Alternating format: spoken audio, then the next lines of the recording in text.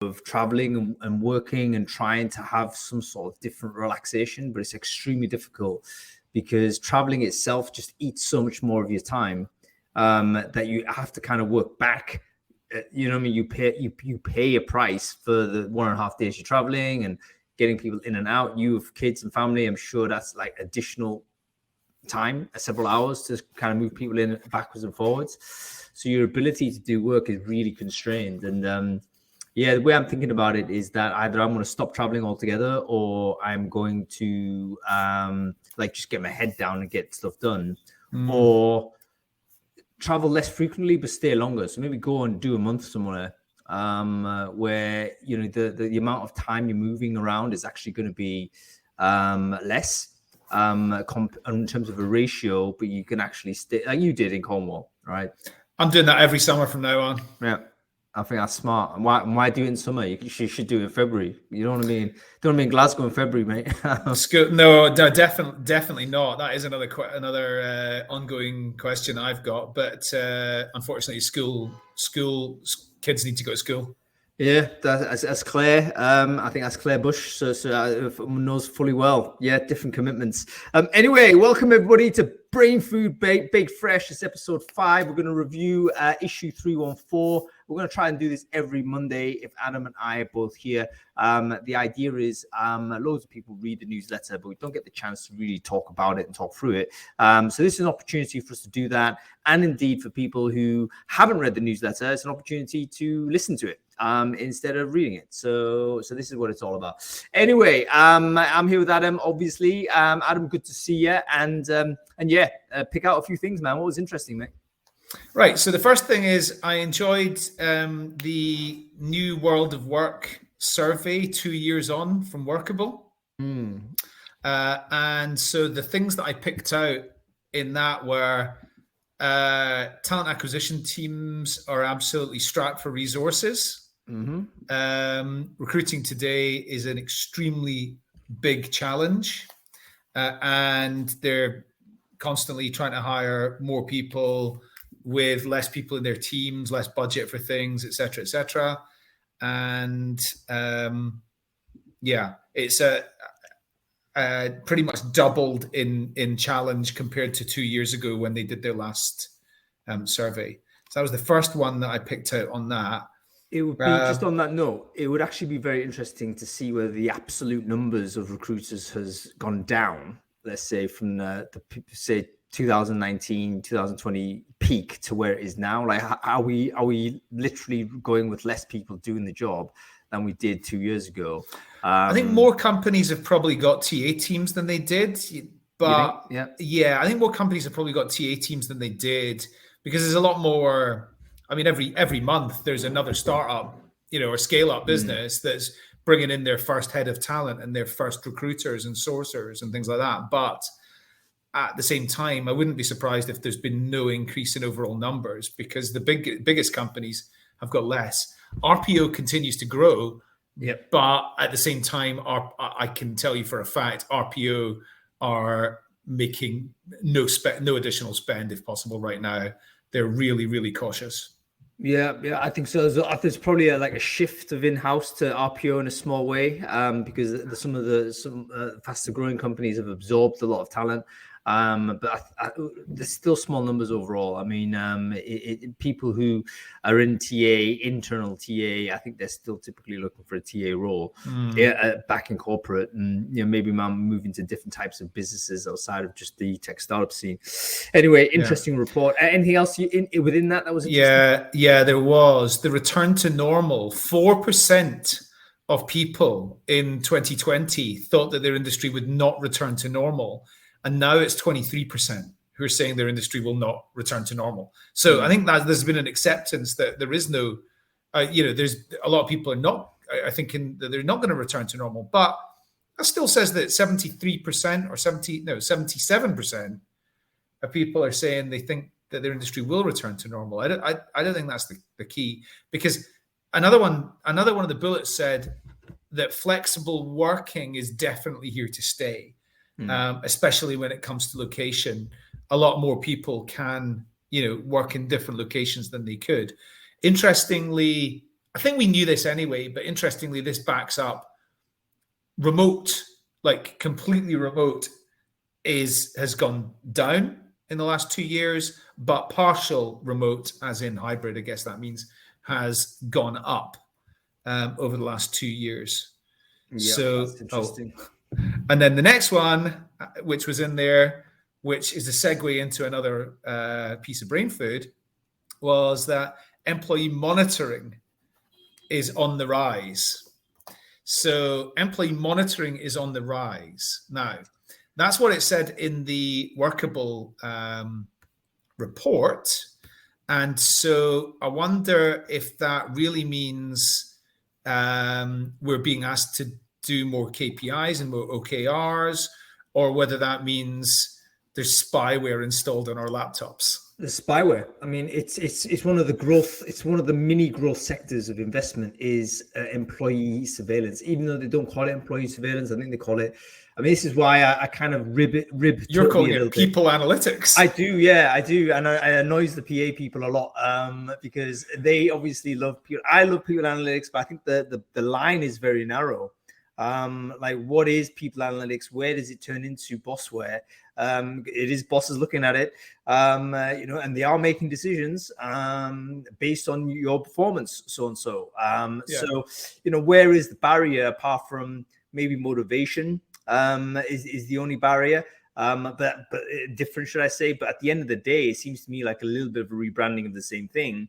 And you could spin bossware as for the benefit of the employees. You can say, hey, I just want to make sure when my employees are most productive, so I don't interrupt them when they're in high productivity. That's why I want your webcam on, stuff like this. That's why I want your webcam on. And I'm going to tell you that if you don't leave it on, then that's insubordination, and you'll be asked to participate in a corrective action program.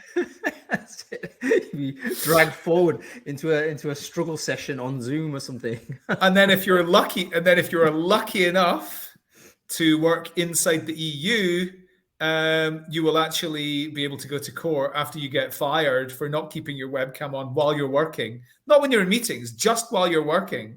And this guy received a settlement of 75,000 euros, I believe. So this is Brainfood 2, is the case of the Dutch guy who was working for an American company that he got fired for not keeping his webcam on, refusing to do it just while he was working, not when in meetings, while he was working.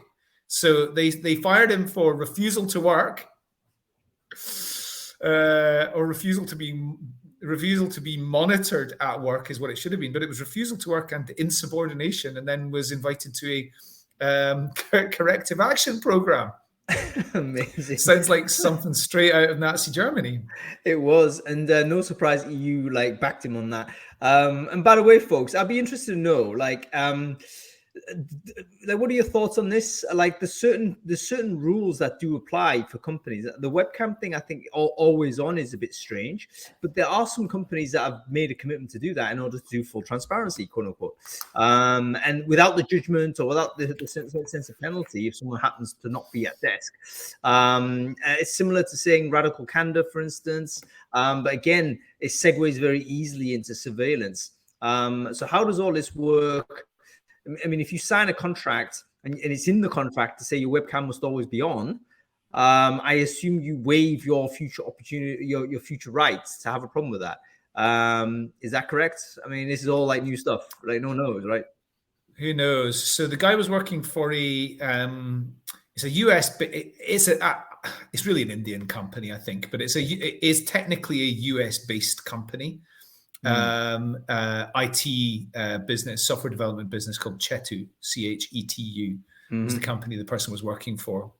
I feel like it's not the best way to manage your people.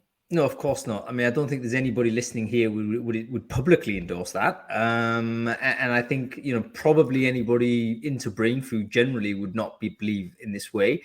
But we may well be a kind of a narrow group of people. At the end of the day, how many people are in work and how many people kind of do stuff that even care about these topics. It would be surprising, I think, to find there's lots of stuff in there. I was actually surprised to hear from a friend of mine who did have cursor tracking software, and everyone in the business was obliged to do that. So you had to install that software into your computer, which basically meant the cursor would be moving and all this. Because I asked her why the cursor was moving around, and she was like, "Yeah, it's like basically to try and make sure that I'm at work." And it was like, "Wow, fucking wow." So this stuff happens, Yeah. Interesting. So, the next one I want to talk about is this all blew up last week, but I don't think what I saw was the one that you included in Brainfood, which was from Cambridge University. I think I saw something different. But the question is, does AI de-bias recruitment? Mm-hmm. So same thing. Where we've gone to this is like when something's gone to it's been something that we've talked about in recruitment for a long, long time, and it's now become a crossover topic. So it's a mainstream topic now, and everybody's asking about this. But it's something that we have talked about for a long time, especially after the Amazon case. That was something that was very famous and raised everybody's conscious of this. I think everybody probably watching this is going to already know, but just in case you don't. The question is, does an algorithm that is programmed by a human who has bias and has programmed that algorithm with their own bias, could it possibly actually remove bias from recruitment? And the answer is probably no, not in this iteration that we have today. And so, somebody's going to have to come up with a better answer to this. But I really believe there's so many companies over the last few years who have shot themselves in the foot by putting on the front page of their website, de-bias recruitment. That's what we do. And in actual fact, that wasn't really the main purpose of what their software did. It helped recruiters to match people to jobs faster and do their jobs faster. But because they majored on their marketing message being about de-biasing, they have really brought this whole concept up to the very surface, and it would have been better if they'd never said that in the first place.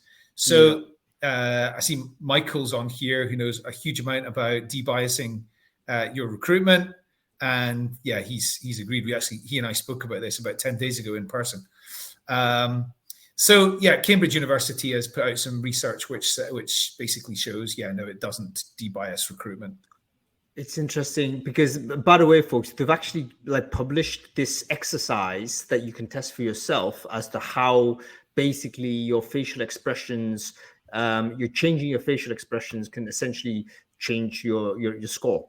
So I think they did choose a particularly vulnerable example to prove their point, because this is one of the classic ones, which I don't think many true AI sort of assessment vendors would actually use, where they're trying to basically assess with your facial features what your characteristics might be. So in other words, your level of introversion, your level of communication, etc., and doing it this way.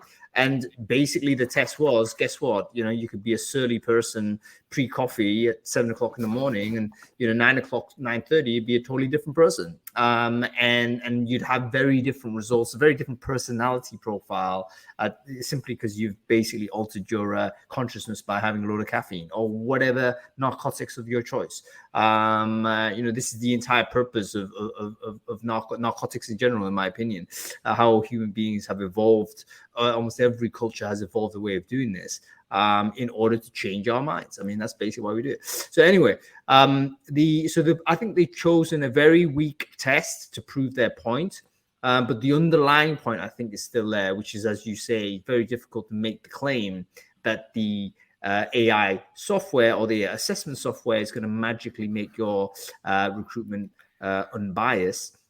Primarily because the data is typically going to be trained or pre-trained with historical data, and that's actually how bias emerges for human beings anyway. Most human beings aren't walking around when they're babies, not walking, pre-walking, they're not like biased. But if they encounter a few things over a certain repetition, they'll start thinking, oh, that is correlated with this. And that bias will be inherent. That bias will be part of their thought process. So yes, learned behavior, and with kind of teaching the AIs the same kind of bias. So anyway. Yeah, Jerry's made a good point. Vendors no longer look at visual facial cues. So and I know that HireVue were the famous example of a company that said that, this is what we do. There was one in Israel as well, which did the same type of thing. It was set up by ex-Mossad people. And it was, what they did was incredible. But yeah, they, again, if they hadn't put that on the front page of their website, it maybe wouldn't have got quite as much criticism and focus. And Michael's also mentioned that, there's legislation coming out of the US to put the power back in the candidates' hands. Absolutely. I'm really impressed with certain aspects of the way the USA is looking at recruitment right now. There's, places where we're going to have salaries in job adverts. There's places where, work from anywhere. There's all sorts of different, you need to be putting the same salary or you need to be advertising, the same salary in different states, and you can't advertise like less in Colorado, for example. To me, that represents a really big shift forward in the USA. And they're actually taking a lead on Europe in some of these things, which is not something I believe we would have said, 2 years ago. I believe, it's state-led. It's state-led, though, in the sense that certain states are moving forward with it. Even though, I'm generally pro using assessment technology. I think ultimately they're imperfect, but at the same time, what's the benchmark for good? And a human recruiter is no less biased. In fact, it's inherently worse. I mean, if you look at the history of human management of recruitment, you can evidently see biases happening pre-tech. So it seems to me that we need to find a way to use this technology in such a way that it actually improves it, even if it's imperfect. So in other words, we need to accept, if you like, flawed solutions. If they are incrementally progressive, that is better than simply throwing the baby out with the bathwater, so to speak. I think we're definitely still the widespread way of doing assessment, however, is still, I want more people like Bob. And unfortunately, that is something we do need to take a responsibility for moving forward. We the only solution to that is actually remove the hiring manager. I mean, just remove the concept of a manager hiring. A corrective program, right? A corrective procedure on the hiring manager. What we need is a public struggle session. No, we don't. But we need to basically work very similarly to how sports academies work, where you decouple the performance manager, which is the coach, away from the talent acquisition person, which is the person that pipelines talent into the business.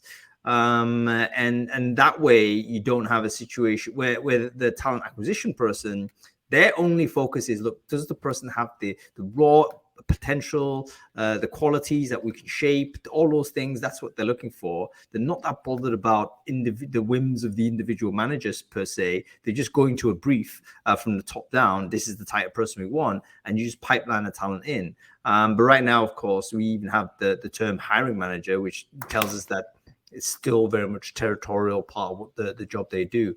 Again, you look at PS companies, professional services companies, how they bring in talent is probably the way in which I think a lot more businesses will go. They've got a decoupled TA function, essentially, that simply brings the quality in, typically younger people. So there is there's an ageism issue with this approach. But you mitigate that by simply getting rid of the hiring managers who inevitably are going to do, I want more of Bob. So I think you're absolutely right there. Do you know something that's quite sad though for somebody like you or I?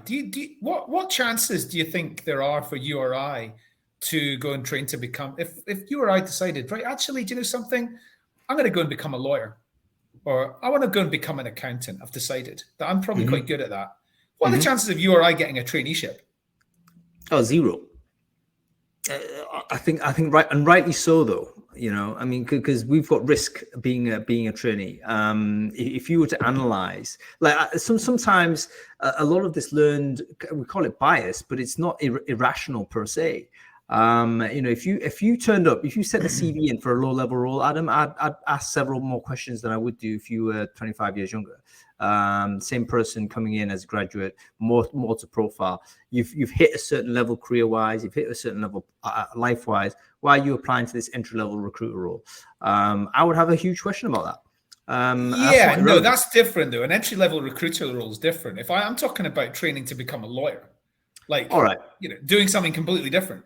In that respect, I think maybe the legal profession is slightly different, or those accredited positions are different, because you can kind of delay the issue by, all right, fine, go and do the accreditation on your dollar, all right. And by the time, if you emerge, great, you're qualified. We'll give you a job for 3 years, brilliant.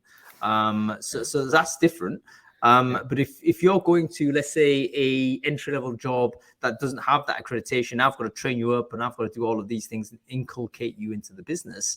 I've got a question mark, because why would you do that? I need to know what your incentives are, what your motivation is, and that needs a certain degree of conviction. Certainly your barrier to entry would be higher than otherwise. I don't think that's unfair. Yeah. Okay. Right.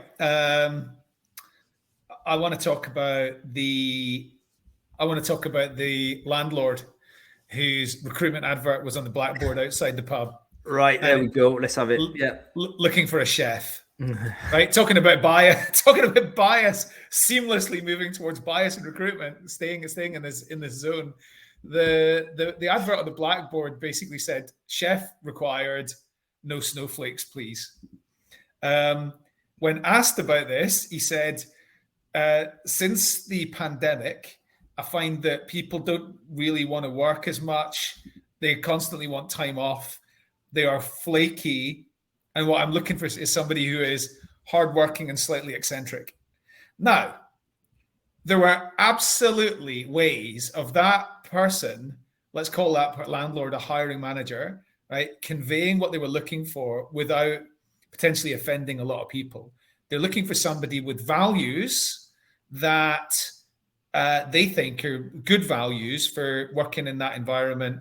I mean, if you've ever worked, I've never worked in a kitchen, but I've been in a kitchen many times where I've gone in to collect stuff to take it out to tables, right? And it's a pressure. And I've sat in plenty of restaurants looking at the kitchen going, that is a pressure cooker environment. Like, the term snowflake there probably meant somebody who, is not as robust as they were looking for that particular job. And, there would have been better ways of explaining it.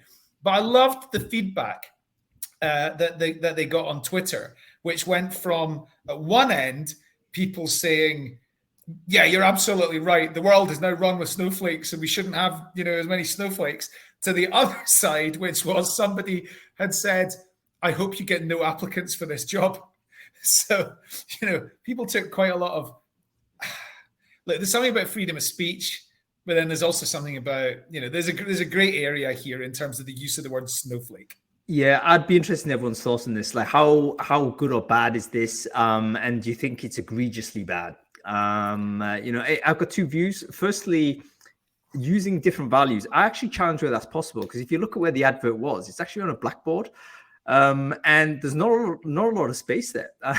It's like literally head chef wanted, like, how you can't write a job description on there, so you had to go very, very short and brutal. But secondly, I think you're right about the kitchen environment. Very, very tough. If everyone doesn't know, Read Kitchen Confidential by Anthony Bourdain, out of date now. He wrote that in the 1980s or whatever, but it's a really good expose of what kitchen life was like. And it is, head chef is going to break your ass. It's extremely difficult. Customers always right. Loads of people depending on you. There's fire everywhere. There's sharp blades everywhere. It's hard work. I've worked in kitchens. I totally get it. And you get chewed out, right? You absolutely will get chewed out. Now, you can apply corporate HR values, even startup HR values, to a kitchen. That kitchen is not going to work, right? It's not going to work because it will simply go, the food will not get out of the kitchen fast enough in that type of environment where people start complaining about, this type of treatment. It's Gordon Ramsay style, it's hard that way.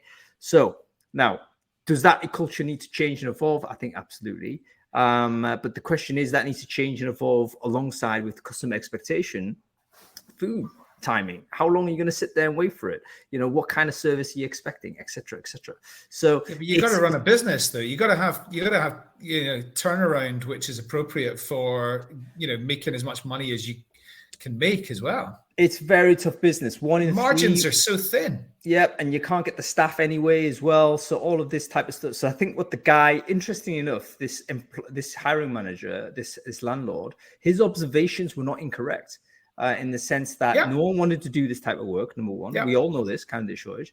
The people wanted flexibility. We all accept that's true. But in a kitchen, you got limited flexibility, right? You have to work the hard hours when everyone else is going out. You have to Friday, Saturday evenings. They're your big days. You have to sacrifice your time. So flexibility, what does that even mean in a kitchen? So there's certain job roles out there which are really incompatible with candidate desires, and he's complaining about it. And he's then put in, I think, quite a political term, snowflake, which these days I think is understood as someone who is very careful about exactly this level of communication. I think it's deliberately provocative. And no surprise, he's generated this type of hubbub. Corollary of all of that, at the end of the day, it should deter people that don't want to apply and work in that environment. And it should attract people of similar values. So if you take that idea as the core thing, that an employer branding should deter people as much as attract them, I think he's done a decent job. There'll be another pub down the road that will have a totally different type of landlord, totally different type of advert, and you'll have a totally different type of person. Yeah. Absolutely. I can tell you that working in a kitchen is definitely not somewhere for a person with my neuro profile. There is not a chance in hell anybody would get the right food with the right sides, the right sauce. I can't go wrong badly. I can tell you it's a really good training. I think everyone should give it a go. Everyone should pull a pint. Everyone should be in a kitchen. Just learn how to do that. Because that's like basic business. You're feeding and watering people. Basic business. I could do a bar, no problem. I've done many years of that, but a kitchen with all those moving parts, God, no, I could not do that. One last one. Yeah, go ahead. Did you ever watch The Capture? That drama that was on TV recently? Don't have a TV, I'm afraid, so I'm out of the loop. Yeah. It was. So The Capture was basically there was a deep fake created of a government minister, and that deep fake was doing interviews on the BBC and all sorts and saying entirely the opposite of what that cabinet minister actually thought. And so it was all about that. And so anyway, I enjoyed the Joe Rogan interview with Steve Jobs, in which neither of them were real humans. It was just artificial intelligence, which had been trained on Joe Rogan and trained on Steve Jobs. This is one for probably when we've got a bit more time. But all I thought about was, what is the benefit in this other than just showing off what is possible? Because we're not going to get to a scenario where my AI will talk to your AI, and we don't need to be there. And humans are not going to actually interact. What's the point? No. I think we absolutely will get there, because we'll get there for the early conversations, not for the deep conversations. But you and I had a bit of dialogue before we came on, right? All that, are you there? That kind of stuff. That type of stuff could be done by AI.